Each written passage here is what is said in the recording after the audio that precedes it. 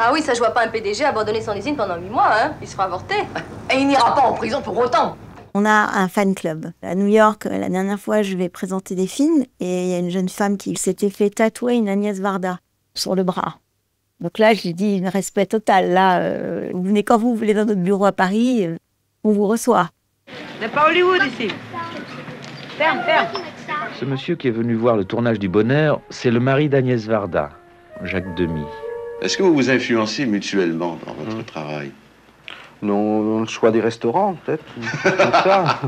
Je n'aime pas dire qu'ils étaient opposés parce qu'il n'y a pas d'opposition entre leurs univers. C'est plutôt que Jacques aimait recréer une réalité, il voulait réinventer la réalité, et c'est ça qui était son projet artistique.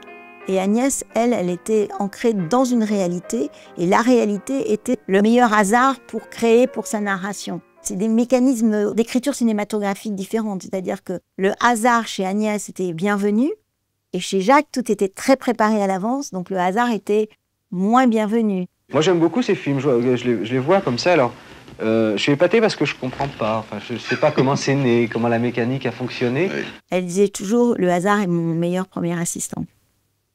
Mais alors, quand Jacques Demy prépare un film dans une chambre et Agnès Varda prépare un film dans l'autre chambre, qu'est-ce qu'elle fait, Rosalie? Eh bien, elle passe d'une chambre à l'autre pour essayer de nous déranger.